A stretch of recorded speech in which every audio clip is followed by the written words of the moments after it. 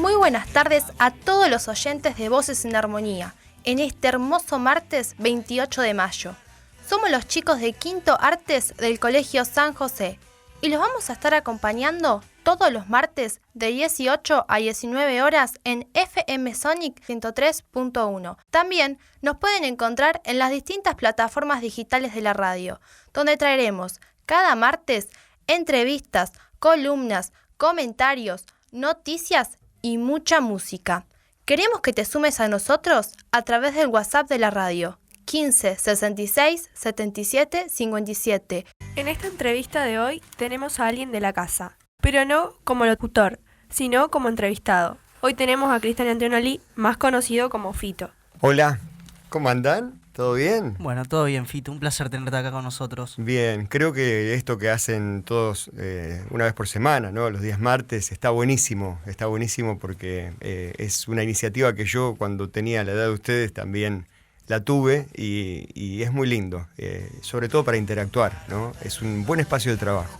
¿Qué programas de radio escuchabas a nuestra edad? Bueno, más o menos unos 17, 18 años, ¿sí? Sí, 17. Fue la época, yo por empezar te digo, tengo 50 y algo, y somos de esa generación en donde aparecía un nuevo formato en radio que era la frecuencia modulada, ¿no? Que hasta ese entonces no se conocía, la radio solamente se escuchaba por AM, o sea, tipo Radio Rivadavia, radios que salen por otro tipo de frecuencia. Las FM, tales como las conocemos hoy en día, que por ejemplo esta radio sale por frecuencia modulada, eran una novedad en ese momento, era como digamos lo más nuevo que había aparecido y tenía la particularidad de sonar mucho mejor, sonar en estéreo, ¿no? La música se escuchaba bien y de hecho, bueno, los contenidos pasaron a ser cada vez más musicales, o sea, a diferencia de lo que era la AM, que era mucho más informativa y bueno, con todo tipo de contenido, pero más que nada la palabra, las FM se empezaron a diferenciar de ese estilo porque pasaban música y bueno, simplemente digamos se dedicaban a hacer programas musicales, ¿no? Hasta que aparecieron algunos innovadores que empezaron a romper esos moldes también en frecuencia modulada. Si vamos a esos años finales de los 80, uno de los referentes míos sin lugar a dudas en frecuencia modulada fue Mario Pergolini, que después, bueno, digamos, fundó toda una forma de trabajar. Pero por aquel entonces era un transgresor, era algo que, digamos, era políticamente incorrecto para los estándares de la radio del momento, ¿no? ¿Por qué? Y porque rompía moldes, o sea, hacía cosas inesperadas, cosas transgresoras, que se identificaban mucho con la juventud, y a partir de ahí uno, a esta edad, siempre quiere romper reglas, ¿no? Escuchar algo distinto, hacer algo distinto, romper con lo establecido. Es la naturaleza de la juventud, propiamente dicha, y nos sentíamos muy identificados con eso. Yo tuve la dicha de poder escucharlo porque viajaba habitualmente a Buenos Aires, no por otro motivo, porque para este lado no llegaba. La frecuencia modulada es algo que, digamos, no tiene tanto alcance como la AM. La AM tiene mucha más llegada por una característica técnica, digamos, pero... bueno, las primeras veces que lo pude escuchar allí en Buenos Aires me enamoré de su forma de hacer radio y a partir de ahí me enamoré de la radio, de esa forma de hacer radio. ¿Cuál fue tu primer programa de radio, el que vos hiciste? ¿Cómo se llamó? Bueno, con ese germen y también con la ayuda de propuestas muy similares a la que ustedes hoy están haciendo, digamos, están poniendo en práctica, ¿no? Que si no me equivoco, es un taller de radio en una escuela, que eso también, bueno, esto también existía en mi época y iban en la radio local, que en ese momento estaba funcionando, que era Radio Santa Cecilia, que tenía una red de circuito cerrado y que además había comprado un transmisor de FM que fue, digamos, la primera FM legal que hubo en la ciudad. La primera ilegal fue la mía. Y la primera legal fue esa FM. Y bueno, en ese ámbito, en ese espacio, se hacía algo muy parecido a lo que se está haciendo ahora, lo que estamos haciendo ahora, que era justamente convocar a las escuelas y a partir de ahí, bueno, todo aquel que tenga algún tipo de pasión por este tipo de cosas, por los medios, por la radio o por la parte técnica, porque esta es una nave que tiene dos patas, ¿no? Una la parte, digamos, del contenido y por otro lado está toda la parte técnica que a mucha gente también le apasiona. Yo creo que entré más por ese lado. O sea que soy locutor por accidente. Me gustaba mucho el tema de los discos, la consola, los cables, DJ. Y bueno, por accidente había que también hablar por el micrófono, cosa que no tuve ninguna vergüenza en hacer, ¿no? Bueno, nos contaron que había todo un sistema de grupos y Sí. saludos que estaban en tu programa nocturno. ¿Cómo funcionaba todo eso?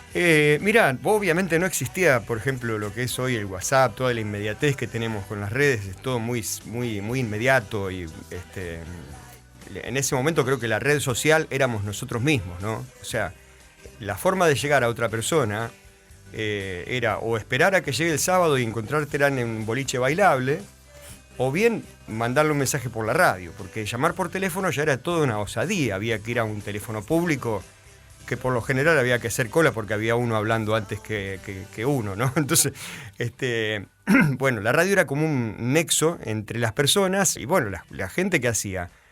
No todos tenían teléfono fijo, que era la única forma de comunicarse, y iban hasta la radio y dejaban papelitos con ciertos mensajes. Y hacían uso, como hoy se hace uso de cualquier red social, de la radio, ¿no? Y nosotros éramos los transmisores de eso. Éramos como el Cupido de la época también, porque bueno, me imagino, ¿no? Con esos programas nocturnos que tenían un formato, terminaban con música lenta. ¿Por qué? Y quizás heredamos esa costumbre de que en los boliches bailables se bailaba lento cuando terminaba el boliche. Bueno, cuando terminaba el programa tenía que tener lentos. Y ni te cuento ese espacio, ahí donde venía la parte linda. La gente llamaba por teléfono, decíamos que no teníamos WhatsApp, pero sí pasábamos los mensajes al aire. Porque nos tomábamos el trabajo de grabar la llamada y pasarla al aire, a veces sin el consentimiento del oyente, ¿no? Me pasaste al aire, claro. O sea que hacíamos cosas que se hacen hoy en día con el WhatsApp y que ya es común, digamos, hacerlo, pero con métodos más precarios, si se quiere, ¿no? Y de esto saco yo la conclusión de que lo importante no es la herramienta. La herramienta es una forma de llevar a cabo la idea, lo importante es la idea. Como dice Lalo Mir en una charla que les recomiendo, una charla TED de Lalo Mir, que justamente lo que dice es esto, ¿no? Que lo importante no es cómo lo llevas a cabo, sino la idea que tenés. Después el medio, hoy tenemos cada vez más tecnología, pero lo importante es la idea. ¿Qué estudiaste y qué títulos tenés? Bueno, no sé si por equivocación, tengo título de locutor nacional. Primero, bueno, en principio quiero hacer una salvedad. Yo tengo una vocación técnica muy marcada que tiene que ver justamente con la cuestión, digamos, eléctrica y todas esas cosas. Porque vengo de una escuela técnica y porque me apasionan los cables. Y ante esto, bueno, quiero agradecer a Carlitos, que bueno, yo siempre digo que si no se me hubiera cruzado Carlitos por mi vida, quizás yo hubiera estado atendiendo un supermercado, probablemente, ¿no? Así que, porque agradezco esto, ¿no? El hecho de darle espacio a la vocación, y de también darle libertad al estudiante de que conjugue ciertos conocimientos. Y gracias por el vaso de agua. y los combine, ¿no? Así que bueno, volviendo a esto, me preguntabas qué títulos tengo, tiene que ver con locución, pero desemboca en eso casi por accidente, ¿no? Porque la verdadera vocación de fondo quizás hubiera sido más la parte técnica, el hecho de operar. Nunca me pudieron sacar la consola de la mano. Pero sí, después de un muy fallido intento de estudiar ingeniería, tras salir de la escuela técnica, técnico electromecánico, bueno, me di cuenta que no era lo mío, que era muy complejo quizás para mi momento, y bueno, me fui a estudiar locución a Rosario, son 3 años, un muy lindo ambiente, es el ISER, en este caso es Rosario, pero el ISER es el Instituto Nacional de Enseñanza Radiofónica, bueno, uno de los pocos, digamos, institutos habilitados para emitir el carnet de locutor nacional, ¿no? Con el cual uno puede trabajar legalmente en cualquier contexto. ¿Y alguna carrera que no hayas podido hacer? Ángel nos contó que te hubiera gustado estudiar psicología. Sí, quizás pero de grande, ¿no? Yo creo que el ser humano es un cúmulo de un montón de intereses y vocaciones. Algunas las cultiva mejor, otras quizás no tanto, pero está bueno conjugar todo eso en la actividad que uno hace, y esa actividad a su vez tiene que tener el mayor índice de pasión de uno, ¿no?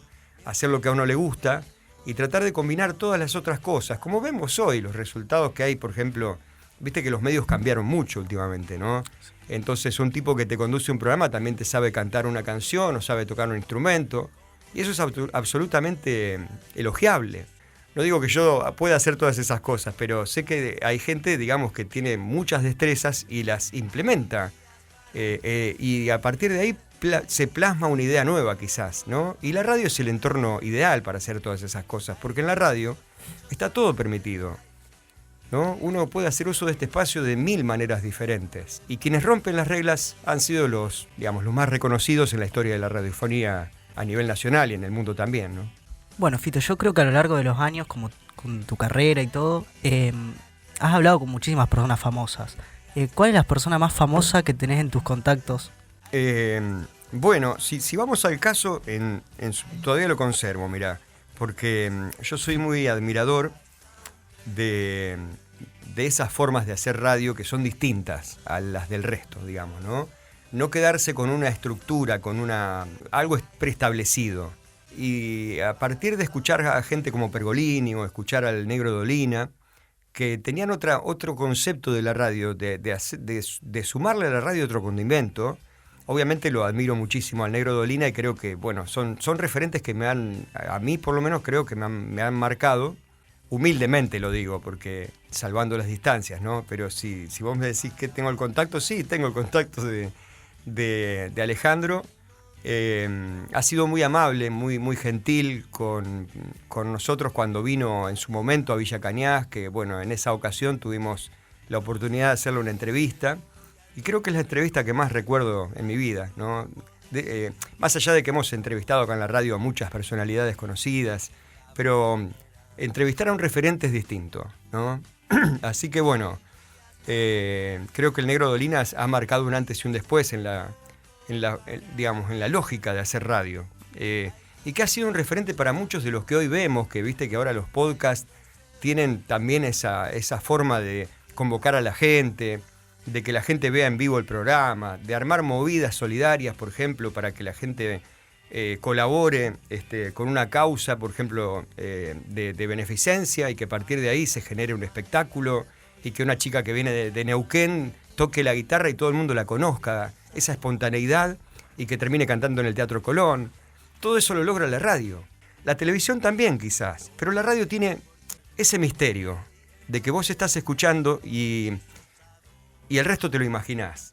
Y esa es la famosa magia de la radio de la cual se habla, ¿no? De pensar en la radio como una idea que la tenés que completar vos en tu cabeza. Es como cuando lees un libro, no es lo mismo que mirar una película. Tiene mucho más valor porque la imaginación propia es la que termina completando el juego.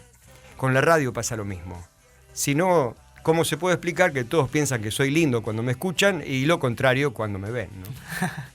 Hablando de la radio, ¿con qué tipo de género te sentís más cómodo? Me gusta la radio sincera. O sea, no me gusta... ¿cómo te puedo explicar esto? No me gusta, digamos, aquel que se arma un muñeco para salir al aire. Me gusta más bien que vos seas vos misma cuando se prende el micrófono que cuando se apaga, ¿no? No ponerse en pose como quien se saca una foto la más linda para el Instagram, y ser natural, ¿no? Y a partir de ahí, digamos, cualquier género me gusta, pero te das cuenta enseguida cuando, digamos, un conductor está careteándola, o cuando un locutor es él mismo al aire, que cuando te saluda en la calle. Bueno, estamos conversando con Fito Antonioli en nuestro programa de hoy. Vamos a ir a la música y luego a la tanda, y seguimos conversando con Fito. Volvemos con la segunda parte de esta entrevista a Fito Antonioli. Fito, te quería preguntar cómo organizás tu vida siendo padre, locutor, músico y publicista. Bueno, eso creo que a todo el mundo le pasa, ¿no? Porque todos somos un poco todo. Yo creo que hay que poner en la balanza sobre todo las prioridades que uno tiene y no dejarse absorber por el trabajo, ¿no? Que puede llegar a ser una adicción también. O sea, viste que a veces uno subestima ciertas cuestiones, pero no hay que refugiarse solamente en el trabajo. A veces uno se refugia en la pasión de uno, que termina siendo el trabajo en muchos casos. Y bueno, hay que mantener siempre un balance, sobre todo de tiempo y tiempo de calidad, ¿no? Creo que es lo que necesitan los vínculos humanos, no solamente tiempo en cantidad, sino en calidad, mejor, porque bueno, cada vez tenemos menos tiempo. ¿Y por qué? Bueno, justamente cada vez hay que trabajar más para poder llegar a fin de mes. Entonces, bueno, hay una balanza ahí muy, digamos, muy delicada, en donde nunca hay que descuidar, digamos, los afectos y los vínculos, ¿no? ¿Nos contás alguna anécdota graciosa que te haya pasado en la radio? Mirá vos por dónde vamos. Sí, varias. A ver, ¿cuál te puedo decir? Que se pueda contar al aire. El problema, estoy buscando justamente alguna en la memoria que se pueda llegar a contar al aire, porque hubo otras cuantas que no, pero bueno. A ver, qué sé yo. Bueno, porque no te quiero contar, por ejemplo, de olvidarse el micrófono abierto, cosa que es habitual, ¿viste? Son cosas que pasan, pero yo me acuerdo, ¿se puede decir una mala palabra? Sí. Digamos, tranqui, ¿no es cierto? Tampoco una barbaridad. Sí, dice. Ahí está Angelina, la veo Angelina con la consola, digo, mirá. Bueno, operar en radio implica una serie de multifunciones en la cabeza que no sé si está bueno todo el tiempo, porque la cabeza a uno le explota, ¿no? Porque son varias cosas al mismo tiempo que uno tiene que estar atento. O sea que podés estar atento a lo que te están diciendo y lo que está saliendo al aire también, al que viene de atrás y te dice ahora va esto, y también estás monitoreando un tema, que tratar de ponerlo, digamos, para que salga, y son varias cosas que tienen que estar uno pendiente, y siempre algo te olvidás, ¿no? Entonces, bueno, supongamos estaba al aire y tenía que largar un tema desde la bandeja, porque en realidad, bueno, poníamos música con discos y había una bandeja que ya la teníamos que era media lenta, entonces había que empujarla un poquito para que salga, y largamos, o sea, anunciar el tema, largar el tema, sale patinado, sale feo, y me olvido el micrófono abierto, y ya me había mandado 2 o 3 macanas, dije, y la puta que lo parió, 3 cagadas al mismo tiempo, y tenía el micrófono abierto, y entonces, bueno, ¿qué dije? 4.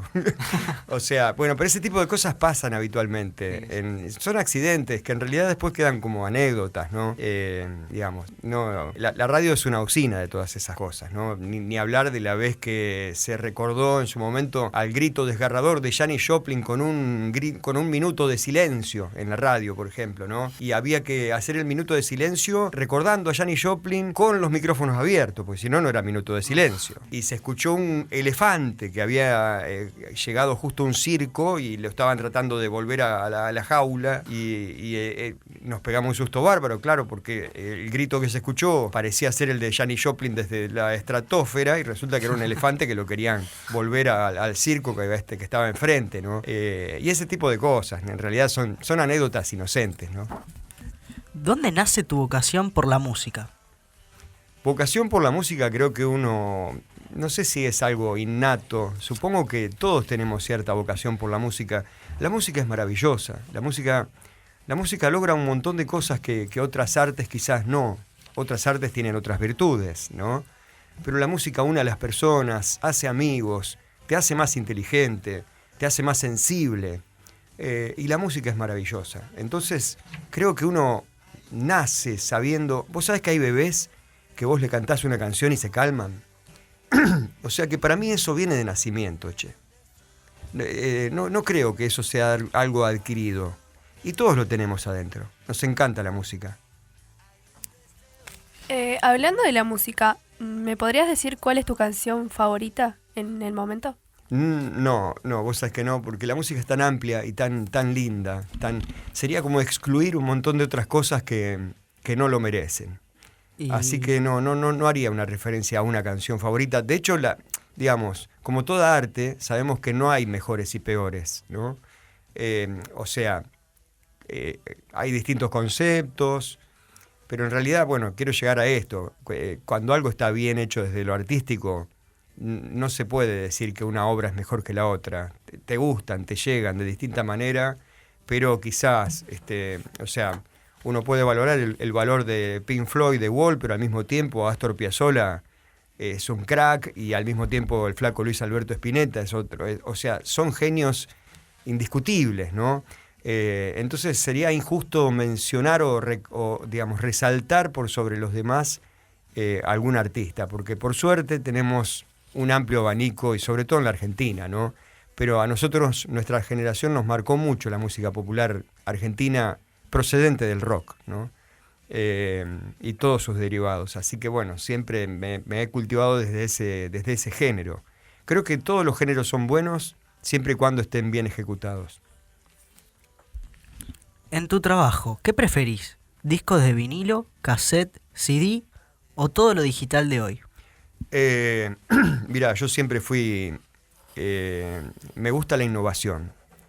Y por eso, y al contrario de lo que muchos quizás melómanos o nostalgiosos de la música atesoran, y eso me parece fantástico, guardar el vinilo, saber, digamos, disfrutar del sonido analógico y demás, pero la practicidad para mí va siempre un paso adelante, ¿no? Entonces, siempre, digamos, yo fui el primero que pasó música con computadora, con una cosa grandota así, pero iba con la computadora, ¿viste? Siempre me gustaron las cosas que te ahorran tiempo y la herramienta, ¿no? Sobre todo la herramienta, el buen uso de la herramienta. Si la herramienta te permite ahorrar tiempo, dinero, y bueno, bienvenida sea, ¿no? Cuando salieron los MP3, todo el mundo decía, no, suenan mal, bueno, pero yo en un cosito así pongo todo lo que tenía en una batea grandota así, y bueno. O sea, no soy un nostalgioso de eso. Sí sé valorar, obviamente, la buena calidad de algunos materiales, ¿no? Como el vinilo, por ejemplo, que mucha gente son piezas de colección, obviamente, ¿no? Cuando no escuchás la Sony, ¿qué radio escuchás? Bueno, viste que cada vez tenemos menos tiempo para consumir contenido, y cuando lo tenemos hay demasiado. O sea, ya es tanto el contenido que hay que a uno no le alcanzaría... bueno, la vida entera para terminar de digerir todo el contenido que anda dando vueltas. Entonces a mí me gusta mucho aquel contenido que te invita a pensar. Y quizás sí, bueno, si nos detenemos en la radio, yo creo que hay muchos formatos hoy que han tomado digamos, forma nuevamente. Se ha reinventado mucho la radio y esos formatos me gustan mucho, ¿no? Hay formatos que realmente están muy interesantes y que le siguen dando vida a la radio, le siguen dando ese combustible para que la gente diga, bueno, la verdad que la radio sigue siendo un medio vigente, ¿no? ¿Por qué? Y porque se ha ido reinventando, como muchas cosas, como lo hizo el tango, como lo hizo el rock, como lo hicieron un montón de actividades artísticas, porque para mí esto es una actividad artística también, ¿no? Acá se pone en juego la creatividad, la inmediatez, la espontaneidad. Por eso que uno cuando entra a la radio se enamora del medio, y quizás no le pasa lo mismo con otro medio, porque cada cual tiene sus connotaciones, sus características, ¿no? Aunque la radio a veces se parezca, digamos, a la televisión, porque bueno, ahora viste que hay todo mucho formato visual, no lo veo mal. El primero que hizo eso fue Badía, con imagen de radio, que lo que hacía era radio por televisión. O sea, él hacía un programa de radio y si le picaba la oreja se la rascaba, porque estaba en radio. Y por casualidad tenía una cámara ahí apuntando de casualidad a donde estaba él. Para mí es eso, es imagen de radio, no es televisión. No hay que confundir una cosa con la otra. Por eso la imagen de radio te permite hacer cosas que la televisión no. Por ejemplo, estar en pose. El hecho de la televisión, viste que vos estás cuidando una imagen, bueno... vos viste que la radio adquirió este formato visual, pero lo hizo de una forma distinta a la televisión. O sea, no es televisión. Para mí sigue siendo radio, pero bueno, con imagen, ¿no? Y eso está bueno. Consumo mucho de ese tipo de contenido y también, bueno, escuchar qué sé yo, cosas que a lo mejor son atemporales, porque viste que ahora tenés la posibilidad de escuchar lo que quieras, que no hace falta que sea inmediato. O sea, la radio en vivo no hace falta que esté en vivo. Vos capaz que, digamos, el streaming pasivo que te permite escuchar un programa a la hora que vos quieras. Y eso también es una herramienta para aprovechar, ¿no? Porque uno puede escuchar, por ejemplo, a Miguel Granados a la hora que quiera, haciendo un programa que antes no llegaba ni por casualidad, porque los medios no llegaban, ¿no? Y ahora todo se ha globalizado de una manera en que todos podemos tener nuestro 15 minutos de fama, ¿no? Y bueno, las redes también consumen mucho de eso. Hay demasiado contenido. Por ahí es difícil catalogarlo, organizarlo y tratar de filtrar lo que a uno realmente le sirve y de lo que es solamente de entretenimiento, ¿no? Bueno, nos contaste que hiciste la escuela secundaria en la técnica, pero la primaria, ¿dónde la hiciste? Primaria, escuela número 178, Juan Cañas, bueno, hasta el 7º grado, y después la escuela técnica, la escuela técnica de nuestra ciudad, ¿no? Que bueno, me valió muchos amigos de distintos lugares, con quienes compartíamos la pasión por la música, los instrumentos, qué sé yo. A partir de ahí creo que nació un poquito todo. ¿Cómo es tu trabajo como publicista? ¿Nos podés contar un poco de eso? Bueno, la publicidad yo creo que es un oficio también, es como el periodismo, ¿viste? Yo no tengo el título de publicista, para eso se estudia mucho. La publicidad no es cualquier cosa, no da lo mismo decir una cosa de una manera que de la otra. Hay ciertas reglas por ahí que a veces no terminan de entenderse, porque la publicidad es también el arte de lo absurdo, ¿no? En muchos casos vos ves un spot comercial y decís, ¿esto por qué lo hicieron así? Qué raro. Y bueno, pero te quedaste pensando y te generó más preguntas que respuestas. Generalmente la publicidad, por empezar, uno de los desafíos de la publicidad siempre es decir más cosas en el menor tiempo posible, en el caso de la publicidad por radio, ya que estamos en radio. Entonces, bueno, se las tiene que ingeniar de una manera creativa para que a vos en el primer impacto te posicione la marca, por ejemplo, ¿no? Entonces, bueno, ahí empieza a jugar toda una creatividad, que la publicidad tiene sus propias reglas del juego, que a veces son incorrectas incluso, ¿no? Y que son justamente las publicidades que más transgreden y más terminan impactando. Y con esto voy a que, bueno, es todo un arte también, pero también hay que estudiar, o sea, hay otras ramas de la publicidad gráfica, que, bueno, tienen muchísimo para hablar, que en realidad yo no lo manejo. Yo por accidente y por oficio terminé, bueno, elaborando publicidad para el medio en el que trabajaba, que es la radio, ¿no? Y bueno, también a la cuestión había que hacerla entera. Nosotros cuando estamos en una localidad en donde no se le delega un trabajo a cada uno, sino que en muchos casos tenemos que ser multifunción, tratar de hacer todo uno mismo, ¿no? Entonces hay que aprender a editar, hay que aprender a leer un texto, hay que aprender a redactarlo. En las grandes ciudades creo que corren con ventaja en ese sentido, porque hay un redactor, un editor, un locutor y uno para cada cosa, ¿no? Acá es como que uno tiene que aprender a jugar en todos los lugares de la cancha, y eso a mí me apasiona. Bueno, Fito, como para ir cerrando, ¿nos dejás una frase o algún mensaje para los jóvenes? Bueno, creo que volvemos al principio de la charla en este sentido, y quiero rescatar lo que dijo Lalo Mir en una charla que tiene que ver con esto, de que actualmente él hacía alusión justamente al tema de su notebook, de un modo, digamos, humorístico, que no era más que un anotador, ¿no? Con un lápiz y un papel. Esa era su notebook. Esta es mi notebook, decía. Y con esto decía, hoy tenemos todas las computadoras, todas las herramientas, tenemos la inteligencia artificial. En ese momento no existía, pero yo la voy a sumar, porque bueno, realmente celebramos la llegada de la herramienta, y hoy podemos ser capaces de hacer lo que queremos, pero tenemos que saber primero qué es lo que queremos y cómo lo queremos hacer. O sea, lo importante es la idea y la pasión. Primero, esto que estoy haciendo, ¿me apasiona? Me apasiona. Bueno, a ver de qué manera lo puedo hacer que sea propia, que sea auténtica, que sea mía. Quizás con alguna influencia, por supuesto. O sea, creo que la clave está en no querer parecerse al punto de imitar a un referente, sino tomar humildemente quizás la enseñanza que te puede llegar a dejar un referente en cualquier área, ¿no? Puedo hablar de fútbol, del deporte, o sea, quizás vos vas a estudiar otras cosas que no tengan que ver con el medio, pero seguramente algún referente vas a tener. Bueno, a partir de ahí, tratar de nutrirse del conocimiento, siempre ser curioso, porque la curiosidad es inherente. La inteligencia implica curiosidad, o sea, la inteligencia está más plagada de preguntas que de respuestas, ¿no? Los grandes sabios se han preguntado cosas antes de responderlas.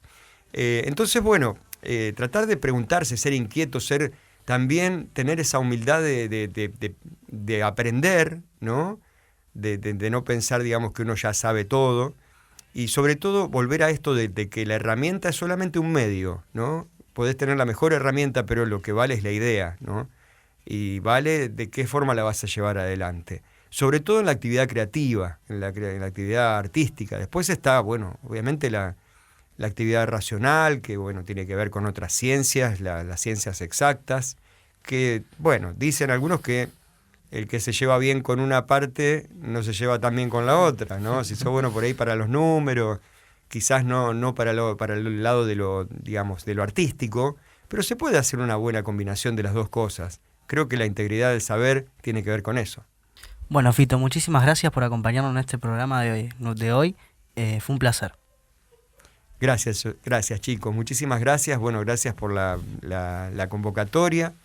Y quizás, bueno, fueron algunas respuestas un poco desordenadas, pero como que uno tiene que ir tratando de fluir, ¿no? Sobre todo disfrutar el presente, es eso.